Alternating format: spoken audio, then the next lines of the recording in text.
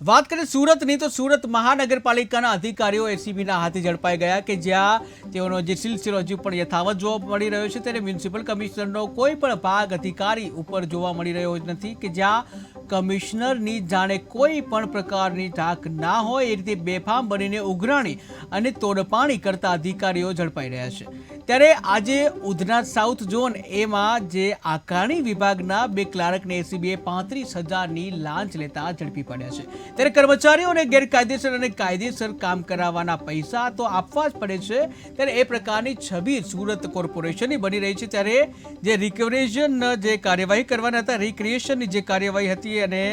એને લઈને એની અવેજી પેટે જે 35,000ની લાંચ માંગવામાં આવી હતી ત્યારે આ દરમિયાન એસીબીએ છટકું ગોઠવી બંનેને ઝડપી પાડી અને કાયદેસરની કાર્યવાહી હાથ ધરી છે જ્યાં સુરતમાં ઉધના સાઉથ ઝોન એમાં જે આકારણી વિભાગના જે ક્લાર્ક જિગ્નેશ કુમાર ચિમનભાઈ પટેલ અને મેહુલ કુમાર બાલુભાઈ પટેલને એસીબીએ 35,000ની લાંચ લેવા મામલે ઝડપી પાડ્યા છે ત્યારે એસીબીએ છટકું ગોઠવી જે ખડોદરા રોકડિયા હનુમાન મંદિરની પાછળથી લાંચ લેતા ઝડપી પડ્યા હતા. અત્રે ફરિયાદ મળેલી કે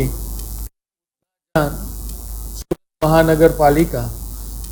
વહીવટી ક્લાર્ક તરીકે ફરજ બજાવતા જિગ્નેશ પટેલ તેમજ મેહુલ પટેલ જે બંને ક્લાર્ક તરીકે ફરજ બજાવે છે વર્ગ 3ના અધિકારી છે બંને. એમાં જિગ્નેશનો પગાર 35,000 છે તથા મેહુલનો પગાર 36,000 રૂપિયા છે. આ કામે મળેલ ફરિયાદના કામે કે વેરાનું રિક્વિઝિશન કરવા માટે આ બંને આરોપીએ ફરિયાદી પાસેથી 35,000 રૂપિયાની લાંચની માગણી કરેલી અને એ માગણી કરેલ લાંચની રકમ સ્વીકારતા બંને જણા પકડાઈ ગયેલ છે જેઓ બંને વિરુદ્ધ કાયદેસર કાર્યવાહી હાથ ધરવામાં આવેલી છે. વેરો રિક્વિઝિશન કરવા માટે ફરિયાદીએ પોતાનું મકાન રેન્ટ ઉપર